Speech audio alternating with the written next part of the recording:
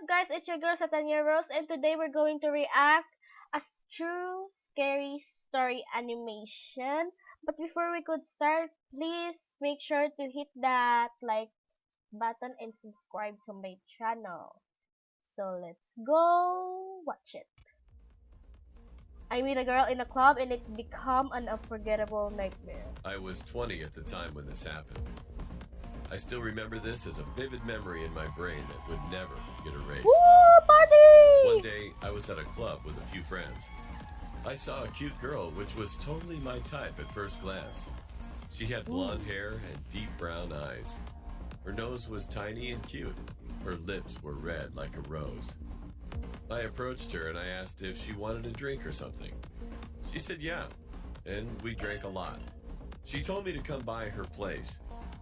I hesitated at first, but soon I agreed. I told my friends that I was leaving early, and we booked a cab. We got in the cab, and 15 minutes later, we arrived at her house. Her apartment had a 2-floor. Nothing special, but just normal. We stepped inside, and all of a sudden, I smelled something rotten. I got a bit nauseous and asked her if I could use the bathroom. She smiled and said yes. I rushed in, and as I did, the smell got stronger. That's where the smell was coming from. At first, I didn't pay attention and puked into the sink. I thought that I had drunk a bit too much, but it was not. Just then, I heard a splash of water right beside the bathtub. I turned and opened the shower curtain, and then what I saw made my heart drop. A dead body of a boy around my age, mutilated, was lying in the bathtub obliquely. Yeah, you should be As I got closer, I realized that his right leg was cut off too. Ouch. I was freaked out. I wanted to scream, but it didn't come out. That girl is a But I decided not to go outside because she might be a psychopath killer and could kill me too. I tried to find an escape. Then I spotted something that I wasn't expecting. A small pocket knife stuck out from his jean pocket. I cautiously took the knife and flicked the door open. There was no one outside, and only that girl was sitting on the steps. I asked her what was in the bathtub, and suddenly, her expression got different. She flashed a maniac grin, and then she took out something from her back. A knife? A knife. All of a sudden, she lunged toward me, but I dodged it. I took out my knife and swung around as soon as she came to me and kicked her. She let out a scream as she fell to the ground. I heard some noise upstairs, but I wasn't going to check that out. There's more? I sprinted out the door and ran 2 blocks straight without stopping, and then called the cops. Yeah, call the cops. The cops searched the whole house and arrested 3 people, all charged for murdering innocent young boys. Then I took a cab back to my house. I called and told my parents about this incident. I wasn't able to sleep that night at all.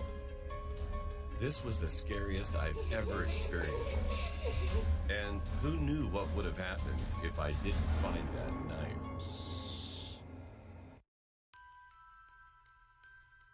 My mom used to work as a taxi driver, and she started to go out with one of her coworkers. Kidnap. Let's call him Larry, for the sake of the story. He seemed like a nice guy at first.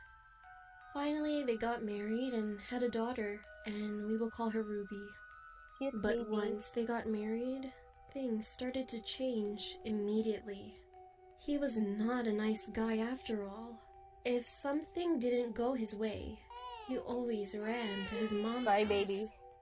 Because in her mind, he was still her baby, even though he was a 50-year-old man. He was such a mama's boy.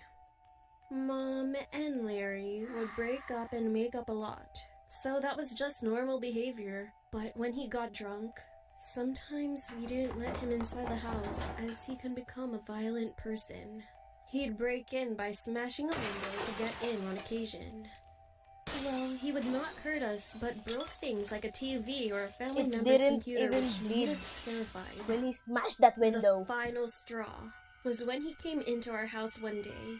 He kidnapped Ruby and ran away for 2 days That's until the your police child, arrested him dude. and brought Ruby back home, even though Larry was her dad.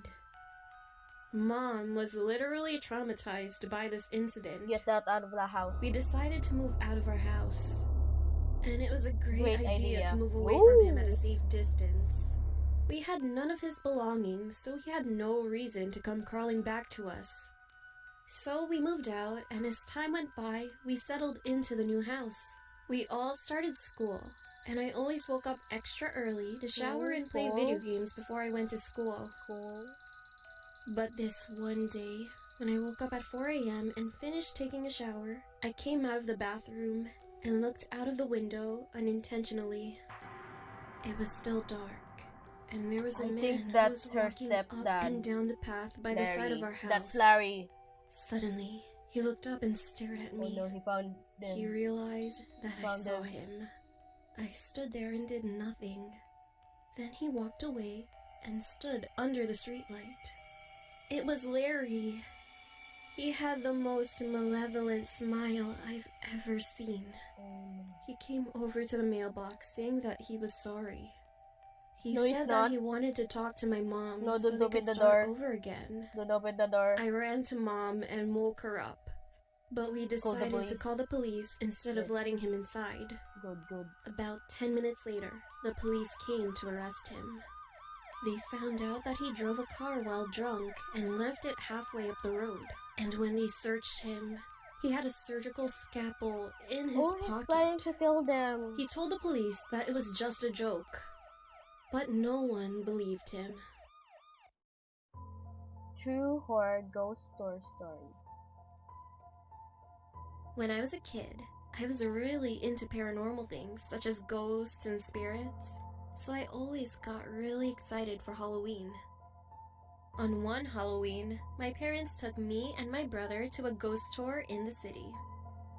During the tour, we would visit real haunted houses, which were said to have some really violent ghosts. I couldn't be more excited. We arrived at the location for the tour meetup, an empty parking lot, but we were a bit early and nobody else had arrived yet. It was a chilly October night, so my parents decided that we should find a building to wait in until more people arrive. We walked over to the building that the parking lot was meant for, an old hotel, and entered the vestibule. We tried to fully enter the building, but we found that the doors leading to the lobby inside were locked. After a few minutes of standing around, I started to feel strange. A nauseous feeling had swept my stomach. Goosebumps ran up and down my arms, and a piercing feeling of being watched was stabbing, almost burning my back. Looking around, it was obvious that me and my family were the only ones inside the vestibule. The lobby of the building was also devoid of people. Once we saw people enter the parking lot, Get we out left, now. and I felt better. And after that, I was shocked to see the first place we stopped on the tour was the building my family had been waiting in. There's a killer there. Now, this building we won't enter, because the spirit inside here is more violent than the others will there's a encounter, ghost. the guide stated. In here, we have the Shadow Man. He doesn't terrorize the whole building, just the area that you enter through. He's been known to slap and scratch people coming inside. A few pictures were passed around. All of a sudden, I don't know how and why, but I recognized that an inky black figure stood against the door's windows. Its eyes were glowing white, and it had long fingers and pointed nails. It was freaky to think that I might have been targeted by the Shadow Man, but I didn't think much of it until after the tour when my family went back home. I started to complain to my mom that my back was itching and burning, so she grabbed some ointment and told me she would look at it. We thought it was just a bug bite. We had been walking around outside at night after all. When she lifted my shirt, she asked when I had scratched my back. I told her I hadn't. She took a picture on her phone and showed it to me. I was met with a long Oh my red gosh, that's a scratch long leading scratch. from my shoulder to the Like, middle of my back. The skin on my back was a shade of red, like a rash. Me and all of my family couldn't You're say just scared. anything, Look at this but just guy. turned back straight to our house. The Shadow Man had got me. Ooh, scary. I went in the wrong ride This and is not almost about my story, but someone from my church, and he wanted to share his experience with anyone else. He's a 32-year-old man, and his pseudonym is Mark. Okay. He's a fairly big guy, and this situation took place when he was on his way home from work. He said that he had lost his phone 1 week before this whole situation happened, so he couldn't call and get any help during the story. It was quite late, around 11 p.m. He had finished work and was walking to a taxi stop location, and when he got there, a few people were standing around waiting as well. After about 2 minutes, he noticed that there was a minivan approaching. Usually, minivans are cheaper than taxis, and he felt tired that day, so he decided to take the minivan. He sat on Oh a my seat, gosh. and there was a young boy seated in the passenger side next to the driver, who was collecting the fare. And then, 2 other boys who looked like teenagers also boarded the minivan and sat in the seats in front of him. Kidnap. Once the minivan took off, after about 5 minutes, the boy asked if they would like to drink some Coke.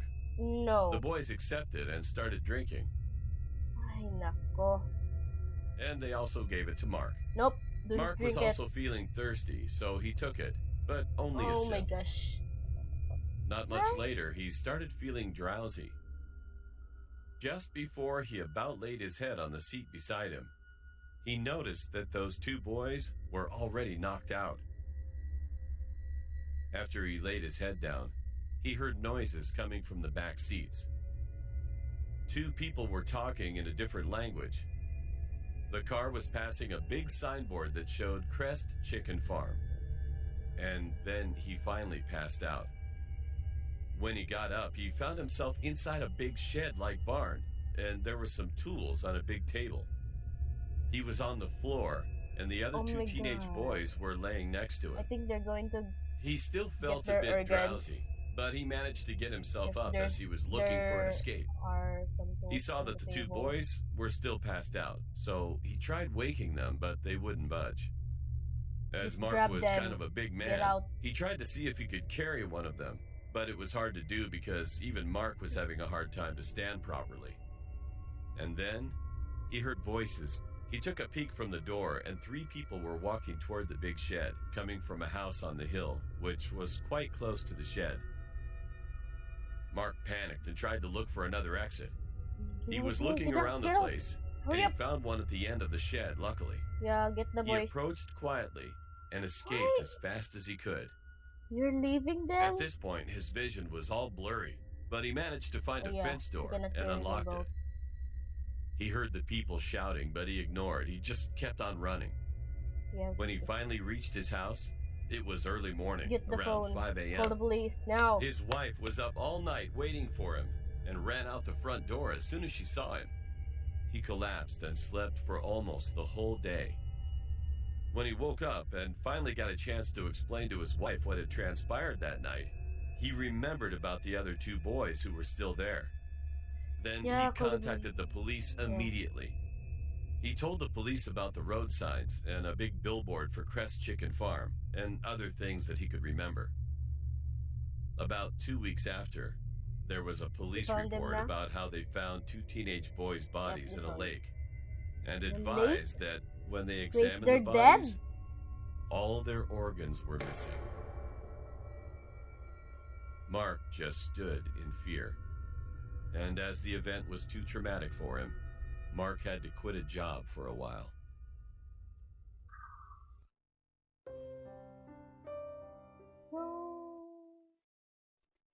So that's all for tonight. Reacting to this true story scary animation. I really hope you enjoyed the video. So make sure to please click that subscribe button, and if you really like this video, drop a like, and I see you on my next video. Bye.